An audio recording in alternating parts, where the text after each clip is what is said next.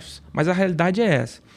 E aí a pós-graduação eu vejo que é um momento em que ele se projeta não só para o network, não só para o conhecimento, né? Mas também para criar uma rede que às vezes na graduação você não tem.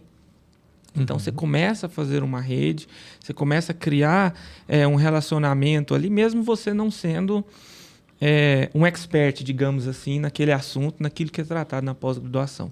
Então eu vejo que tem muito esse benefício e eu me vali muito dele também, né? De poder aumentar ainda mais essa rede e poder contribuir também com outros profissionais, né? Então, já fiz alguns trabalhos juntos com o pessoal, Maurício, que eu me recordo agora, a Vanessa, né? Ex-aluna. Né? Então, a gente fez formou uma rede muito bacana, né? Então, é mais ou menos por aí que eu vejo que a pós-graduação, ela se insere na vida profissional, né? Do engenheiro, do arquiteto, daquele que está ali disposto a cursá-la. A gente está falando bastante sobre network, né? Sim. E aí é legal, né? Porque ainda não caiu ainda a ficha quando você está na graduação, até você pegar o diploma, não caiu a ficha que depois daquilo ali, ó, não tem estágio, não tem programa de incentivo, não tem bolsa, se vira. Você pode ser qualquer coisa, inclusive nada. Se vira nos 30. A vida real acontecendo ao vivo, né? Ao vivo. Ao vivo é a cores. E tem um negócio que eu acho interessante, que é o seguinte, hoje a gente... falo para qualquer engenheiro civil que está aí formando ou que vai formar. Quando você está na graduação, quando você está lá até o seu 9º período, se você chegar numa obra, fala assim, eu sou estudante de engenharia. O cara, não, vem cá, entra aqui. A maioria, né, do pessoal que é mais receptivo. Entra aqui, vem cá para você ver o que a gente está fazendo. A gente está fazendo isso aqui, você já fez estágio e tal. Beleza. Colei grau amanhã.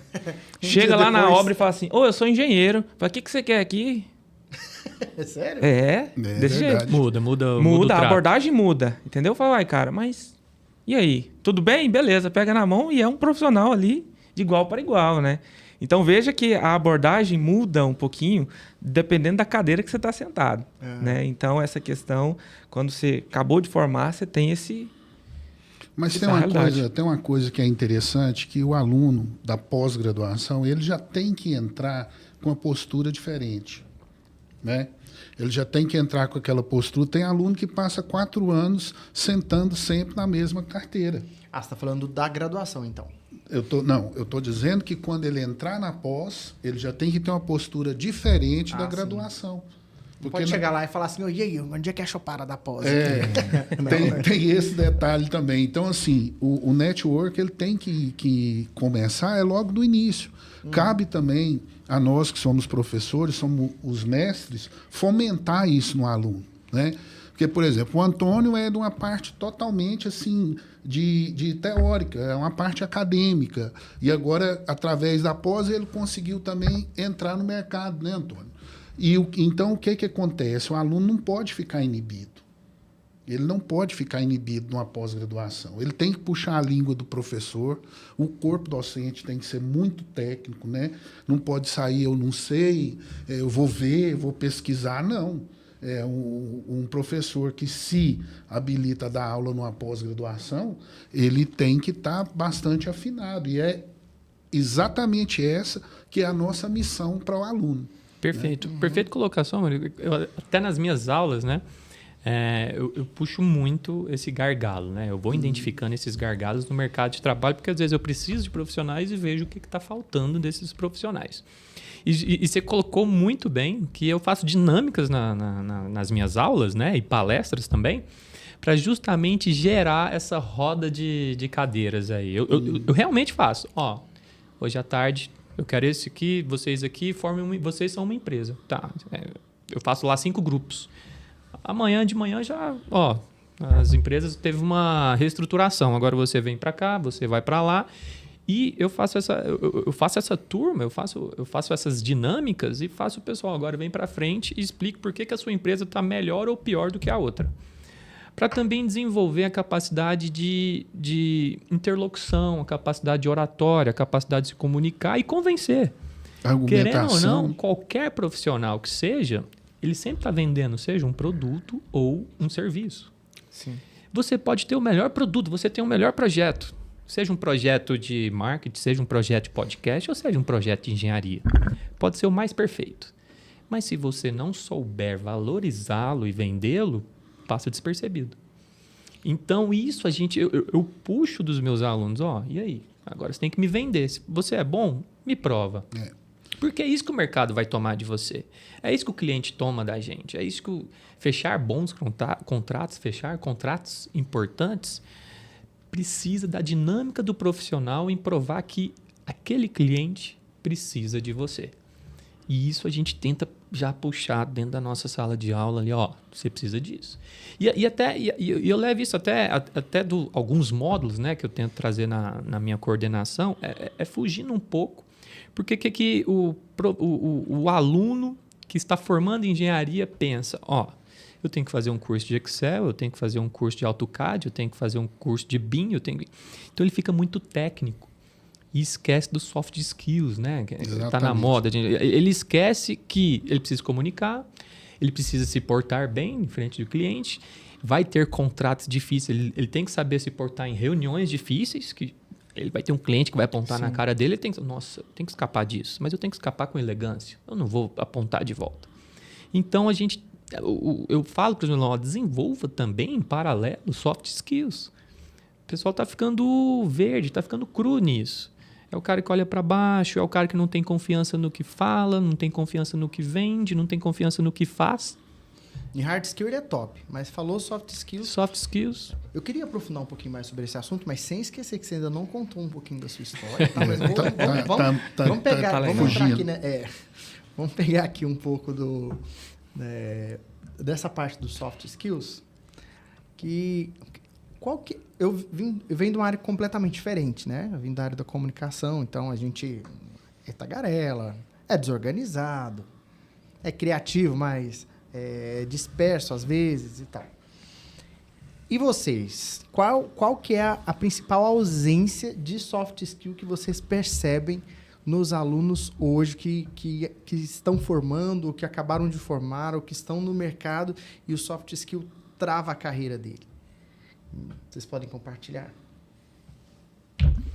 Eu vejo na defesa de opiniões e a venda do serviço mesmo. Assim, o que eu digo, você tem que provar para o seu cliente que ele precisa de você. Aí, então, esse soft skill do saber argumentar, saber escutar o cliente e pegar o que... essa é a dor dele. Vender Porque muitas vezes fica tão preocupado em vender que você esquece de escutar o cliente. O cliente está lá falando que ele precisa de uma casa verde, mas você está tão convencido do seu projeto que a casa tem que ser vermelha que você não escuta. E você chega lá, o melhor para você é a casa vermelha. E o cliente está falando, não, eu quero uma casa verde. Então, assim, pequenas habilidades de saber escutar, de saber... E o brasileiro, a gente diz que o brasileiro tem muito bem isso, né? O jogo de cintura. Mas na hora de um papo sério, na hora de um contrato,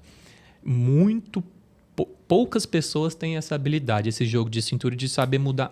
Calma, acho que isso daqui não vai adequar para ele. Mas eu já mudo rapidinho aqui e já mudo para ele a conversa e, vamos fechar. É assim, é assado. Então, a habilidade do convencimento, a habilidade de saber escutar e eu colocaria aí também a postura, né? Assim, por mais que a gente viva aí num mundo de diferentes culturas, mas querendo ou não, com qual cliente você vai fechar o serviço? É com um médico? Faça uma postura como ele. Entre numa reunião com uma postura que ele tem a expectativa de que você tem. Você vai fechar um serviço com um escritório super descolado, com um pessoal com uma mente muito mais aberta, vá de uma forma descolada. Porque você chega lá desculpa os termos, né? Mas você chega lá tiozão, né? Você chega muito formal, você não vai criar o rapport, né? Vínculo, né? Você não vai criar o rapport ali, o que a gente chama de conexão. Isso. Então, você ser um profissional de sucesso não é uma fórmula única. Você sempre tem que estar esse jogo de cintura, de se adaptar. Nossa, hoje eu vou fechar com o Antônio. O Antônio tem esse perfil. O Antônio, eu acho que ele está pensando nisso. Então, eu tenho que entrar para essa reunião atendendo a expectativa dele. Tá?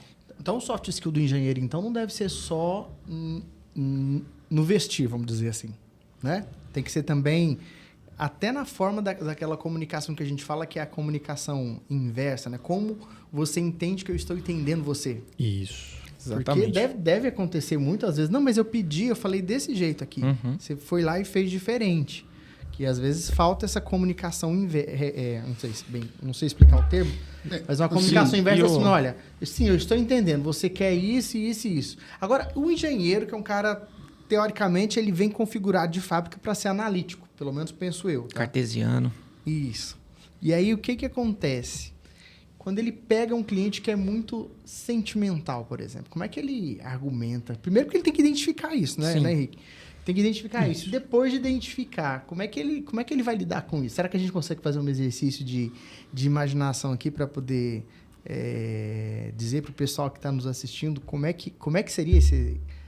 Como é que eu me comporto com diferentes cenários, com diferentes clientes, se a gente fosse dividir em 3 ou 4 grupos diferentes de clientes? Vamos pegar lá o sinestésico, eu falei coisa aqui que eu não sei, gente. Começou agora. O quê? Fleumático. Sinestésico, fleumático, colérico, sanguíneo. Não, na realidade, assim, a primeira venda que não só engenheiro, como todo profissional tem que fazer é a venda dele mesmo. Isso aí é fundamental. Assim, os meus alunos, por exemplo, ninguém entra na sala sem falar o sobrenome. Então, o aluno chega para entrar na minha sala, eu pergunto, qual é seu nome? Antônio. Aí eu volta. Ele vem novamente. Sério? Seríssimo. Na pós-graduação? Na pós-graduação. Aí, Antônio, ele volta, aí, Antônio de quê? Então, a pessoa tem que ter um sobrenome. Ela tem que ter uma marca, né? Então, isso o aluno não aprende na graduação, ele tem que aprender na pós-graduação. Porque, na nossa área, o nome, muitas vezes, é muito mais forte do que a própria empresa. Né? A gente pega lá na faculdade, vai falar de UFG, por exemplo, vai falar de Oswaldo Cascudo, de Helena Karasek, então, assim, de Antônio. Então, assim, Antônio Leonel. Então, isso pesa também. Então, a primeira coisa, ele tem que se vender. Né? Esse é um ponto. O segundo ponto é você sair da caixa. Qual que é a caixa? É dessa racionalidade que o Antônio falou. Como que você consegue isso? Eu, por exemplo, eu levo livros, né? Faço sorteio de livros para os meus alunos. Né?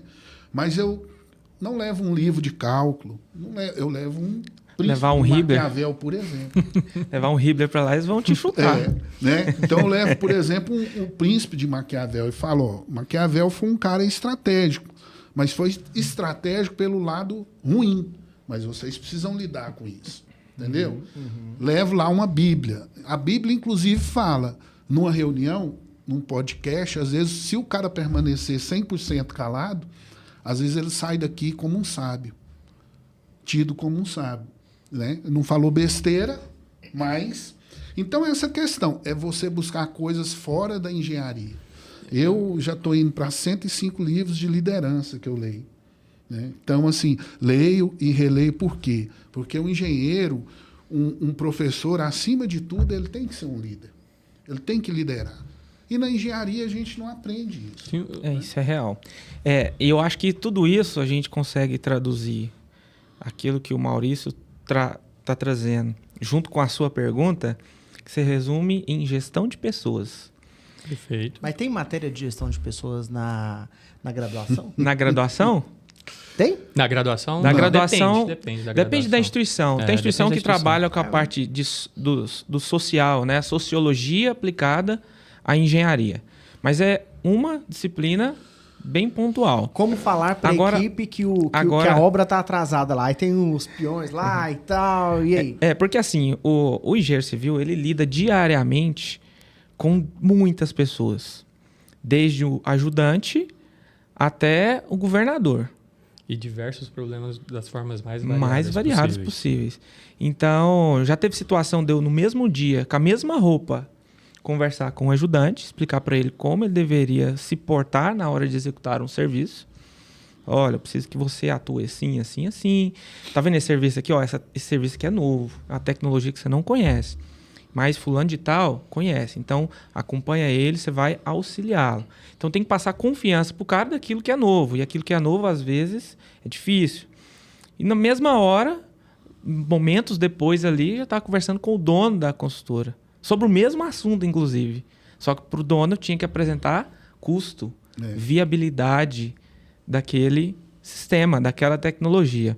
Então veja que o mesmo assunto é tratado de diferentes formas sobre o aspecto operacional ali do funcionário, que tem que passar uma segurança para ele me devolver em produtividade, mas tem que passar para quem me contratou, né, uma viabilidade econômica, uma viabilidade técnica. Então, são momentos distintos e que às vezes acontece ali em instantes muito próximos. Então, é essa que é a nossa habilidade, porque aí é onde a gente vende o nosso trabalho, é onde a gente vende o nosso serviço. Se eu chegar lá no ajudante e falar assim, não, é porque aqui você tem que executar assim, porque a minha RUP, a minha razão única de produção, ela é ajustada para que você possa trabalhar com 2 pedreiros. Ele vai olhar para mim e vai rir da minha cara, ou vai virar embora sem entender nada do que eu falei, né? Então, são situações que eu vejo que nós, como engenheiros, né, precisamos amadurecer, precisamos começar a desenvolver, seja por uma estratégia de sair um pouco da caixinha, sair um pouco ali do cartesiano, de projeto, medição, obra, pagamento. Projeto, medição, obra, pagamento. E começar a entender um pouco mais de liderança, começar a entender um pouco mais do que a gente chama da pirâmide de Maslow, né? Que é a minha pirâmide das necessidades. Então, começar a entender quais são as necessidades, primeiro, do meu colaborador, a necessidade da minha empresa e da empresa que eu presto o serviço.